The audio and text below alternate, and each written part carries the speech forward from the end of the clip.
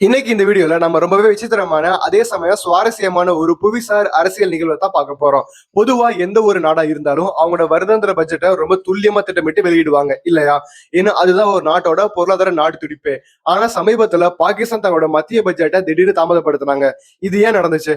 ஒரு நாட்டோட மிக முக்கியமான நிதி அறிக்கை ஏன் இப்படி முடங்கணும்? இதுக்கு பின்னால இருக்க உண்மையான காரணங்கள் என்ன? இதுக்குள்ள கொஞ்சம் ஆழமா போனா ஒரு நாடு ஏன் அதோட சொந்த பட்ஜெட்டையே தாமதப்படுத்தணும்னு நீங்க நிச்சயமா யோசிக்கலாம்.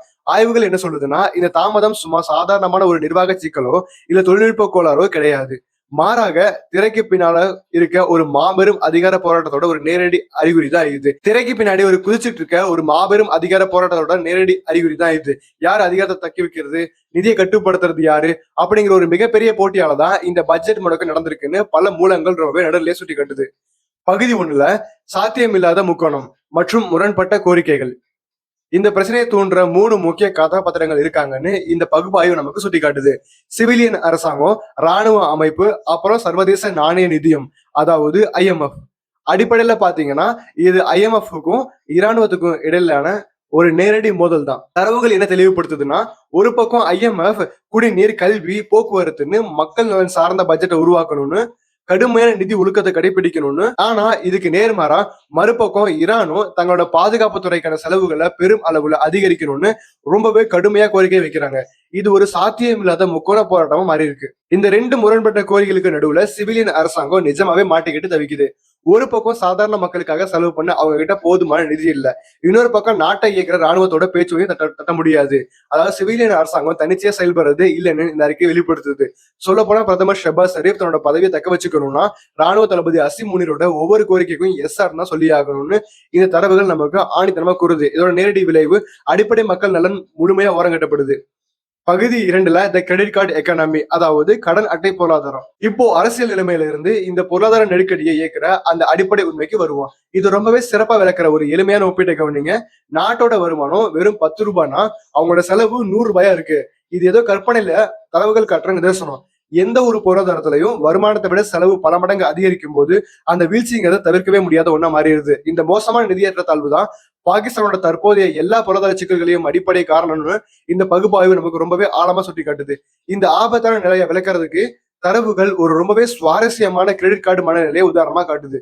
அதாவது ஒரு நபர் தொடர்ந்து கடனுக்கு பணத்தை வாங்கி ஆடம்பரங்களுக்காகவும் வரம்பற்ற தேவைகளுக்காகவும் செலவழிச்சுக்கிட்டே இருக்காருன்னு வச்சுப்போம்.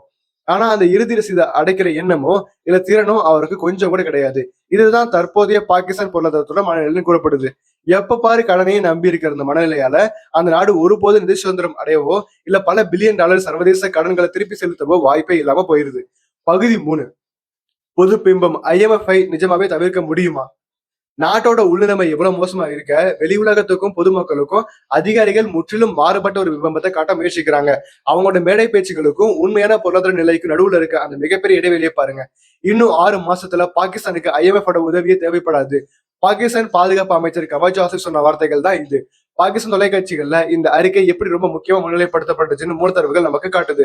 கொஞ்சம் யோசிச்சு பாருங்க. கழுத்தளவு கடல் இல்ல கடனில் சிக்கி இருக்க ஒரு நாடு எந்த ஒரு அடிப்படை பொருளாதார மாற்றமும் இல்லாம எப்படி IMF உதவின்னு தப்பிக்க முடியும்? அவங்களோட இந்த தைரியமான கூற்றுக்கு பின்னால அவங்க முன்வைக்கிற நியாயங்கள் இதெல்லாம் தான்.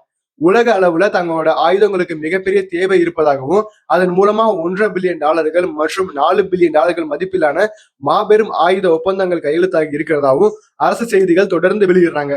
இதை வச்சு தங்களை பொருளாதார ரீதியா ரொம்ப வலுவானவர்களாகவும் தற்சார்பு அடைஞ்சிட்டதாகவும் அவங்க காட்டிக்கிறாங்க. சரி, இப்ப அடுத்த கட்டத்துக்கு நகர்ந்து இதுக்கு பின்னால ஒளிஞ்சிருக்க அந்த உண்மையை நோக்கி இது எப்படி கொண்டு போகுதுன்னு பார்க்கலாம். பகுதி 4, சீனா குவாதர் பரிமாற்றம்.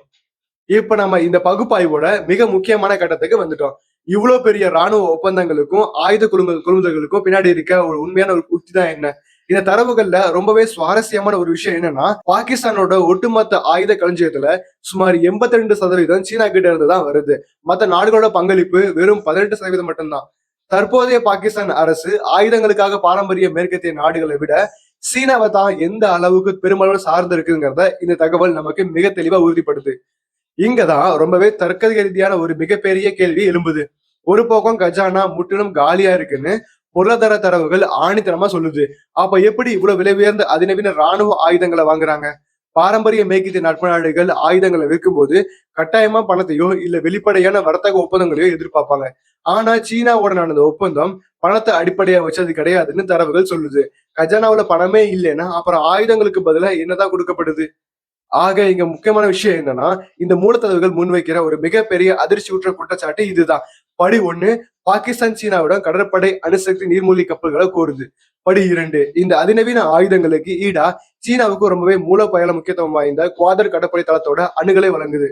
படி 3, இது மூலமா இராணுவ ஆயுதங்களை பெறுவதோடு மட்டும் இல்லாம முடிவெடுக்கும் அதிகாரத்துல உள்ளவங்களுக்கு பல பில்லியன் டாலர்கள் தனிப்பட்ட கமிஷனா, அதாவது லஞ்சமா கைமாறுதுன்னு கூறப்படுது. சுருக்கமா சொன்னா நாட்டோட மூலோபாய துறைமுகங்களையும் நிலத்தையும் விற்றுதான் ஆயுதங்களை பெறாங்க அப்படிங்கறதா இந்த தரவுகள் நமக்கு ரொம்ப தெளிவா வெளிப்படுத்துது. நாம இப்போ இறுதி கட்டத்துக்கு வந்துட்டோம். ஒரு பக்கம் தீர்க்க முடியாத கடன் மலை போல குவிஞ்சுக்கிட்டே போகுது. இன்னொரு பக்கம் நாட்டோட மிக முக்கியமான மூலப்பொருளாய சொத்துக்கள் ரகசியமா விற்கப்படுவதா கூறப்படுது. IMF, சிவிலியன் அரசாங்கம் மற்றும் இராணுவம் அப்படிங்கிற இந்த சாத்தியமில்லாத முக்கோணத்துல சிக்கி தவிக்கிற ஒரு நாடால எல்லையற்ற செலவுகளை செய்யற இந்த பொருளாதார சுழற்சியா தொடர்ந்து தாக்கு பிடிக்க முடியுமா? இதை தவிர்க்க முடியாத ஒரு மாபெரும் பொருளாதார மற்றும் புவிசார் அரசியல் நெருக்கடியை நோக்கி அவங்க அதிவேகமா பயணிச்சுட்டு இருக்காங்களா? இந்த தரவுகள் நம்ம கிட்ட விட்டு செல்ற மிக ஆழமான கேள்வி இதுதான்.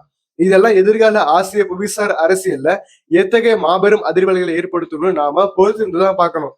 இதே மாதிரி நிறைய புது புது விஷயங்கள் தெரிஞ்சுக்க இந்த பேஜை சப்ஸ்கிரைப் பண்ணி வச்சுக்கோங்க.